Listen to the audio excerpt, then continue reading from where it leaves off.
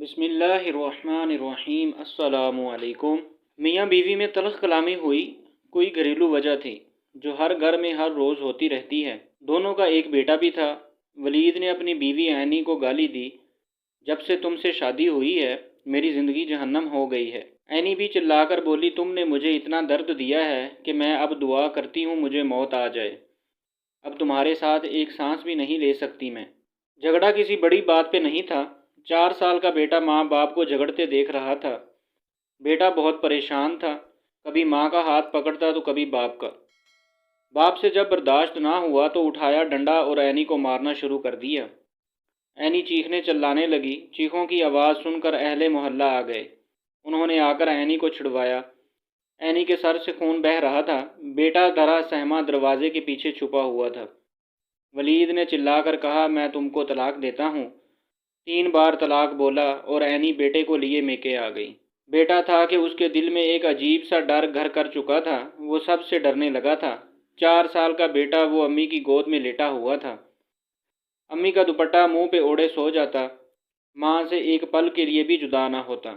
ادھر باپ نے کورٹ میں کیس کر دیا، بیٹا میں اپنے پاس رکھوں گا۔ کورٹ سے خط موصول ہوا۔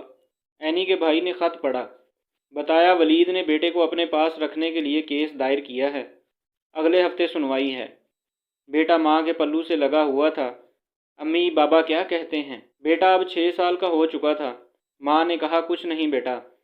ماں باپ کو جدا ہوئے 2 سال گزر گئے تھے، لیکن بیٹا آج بھی جب وہ جھگڑا یاد کرتا تو وہ بخار میں مبتلا ہو جاتا۔ پہلی سنوائی ہوئی۔ ولید کا وکیل کافی بڑا وکیل تھا۔ کیس ولید کے حق میں جا رہا تھا۔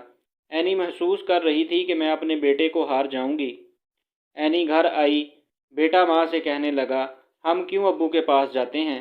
ابو مجھے کہہ رہے تھے کہ تیری امی گندی ہے، اس کے پاس نہ رہو۔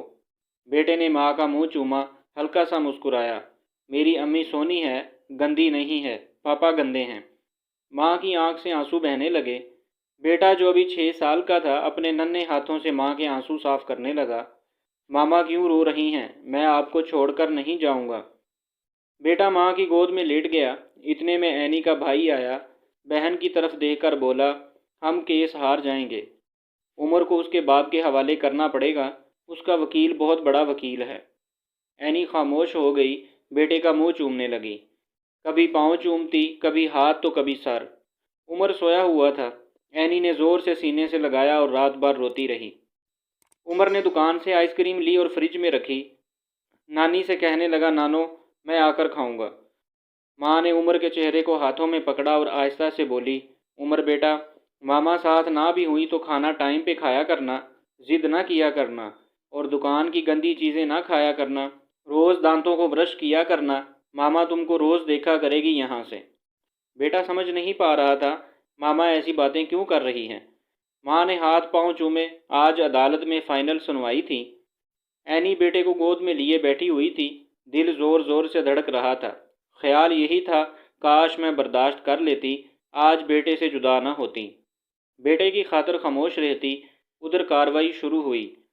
جج صاحب نے لکھا فیصلہ سنایا، تمام دلیلیں سننے کے بعد ہم اس نتیجے پہ پہنچے ہیں کہ بیٹا اپنے باپ کے ساتھ رہے گا۔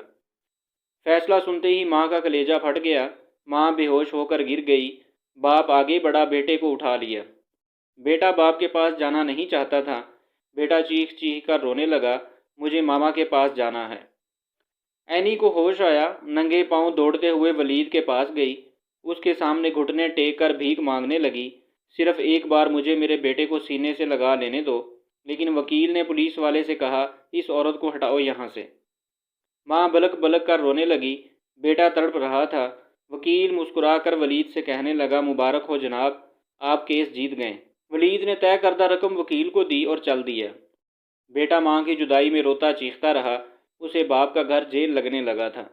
ماں کی شادی کسی اور سے ہو گئی، باپ نے بھی دوسری شادی کر لی۔ وقت گزرنے لگا، ماں اپنی زندگی میں مصروف ہو گئی، باپ اپنی نئی بیوی کے ساتھ۔ عمر زندہ لاش بن کر جینے لگا۔ عمر کا نہ کوئی قصور تھا، نہ کوئی جرم تھا، اور نہ ہی کوئی گناہ۔ بے گناہ سزا پائی تھی عمر نے، نہ اسکول پڑھ سکا، نہ زندگی میں کوئی مقام حاصل کر سکا۔ بالآخر باپ نے ایک ہوٹل پہ برتن دھونے پہ لگا دیا۔ میں آپ سب سے پوچھتا ہوں، کیا قصور ہوتا ہے ایسی اولاد کا آپ میں اتنی برداشت نہیں ہوتی کہ ایک دوسرے کی غلطیوں کو معاف کر دیا جائے۔ صبر ختم ہو چکا ہے، ایک دوسرے پہ الزام لگاتے ہو۔ میں دونوں میاں بیوی کی بات کر رہا ہوں۔ تم دونوں کی نفرت تمہاری اولاد کو کھا جاتی ہے۔ پہلی شادی میں ایک دوسرے کی چھوٹی چھوٹی باتوں کو برداشت نہیں کرتے ہو، اور دوسری شادی میں بڑی سے بڑی بات پر کمپرومائز کر لیتے ہو۔ نہ جانے آج بھی کتنے بچے ماں باپ کی زہر آلود نفرت پہ قربان ہو رہے ہوں گے، جو بے گناہ برباد کر دیے جائیں گے۔ ایک دوسرے کو برداشت کرنا سیکھیں، ایک دوسرے کو سمجھنے کی کوشش کریں۔ شادی کے بعد بیوی کی سوچ کا ملنا ضروری نہیں ہے، کیونکہ آپ لوگ دو الگ الگ انسان ہیں، الگ سوچ ہے، الگ خواہشات ہیں۔ نکاح کا مقصد ہی دو الگ انسانوں کو یکجان کرنا ہے۔ طلاق ہی ہر مسئلے کا حل نہیں ہے۔ آخرکار دوسری شادی ناکام کیوں نہیں ہوتی؟ اس کی وجہ کیا ہو سکتی ہے؟ تو میں بتاتا ہوں آپ کو۔ دوسری شادی اس لیے ناکام نہیں ہوتی کہ اس وقت ہم صبر کرنا سیکھ جاتے ہیں، برداشت کرنا سیکھ جاتے ہیں، ایک دوسرے کی غلطی کو اگنور کر کے آگے بڑھ جاتے ہیں۔ اگر ایسا ہی پہلی شادی میں کیا ہو تو اولاد خاک نہ ہو۔ میری ویڈیو دیکھ کر اگر کسی نے اپنی اولاد کو خاک ہونے سے بچا لیا تو میرا مقصد مکمل ہو جائے گا۔ ایک لڑکے کی تربیت ایک فرد کی تربیت ہوتی ہے، اور ایک لڑکی کی تربیت پورے خاندان کی تربیت ہوتی ہے۔ اگر آپ کو ہماری یہ ویڈیو اچھی لگی تو پلیز چینل کو سبسکرائب کیجئے اور اس ویڈیو کو شیئر اور لائک کیجئے۔ شکریہ۔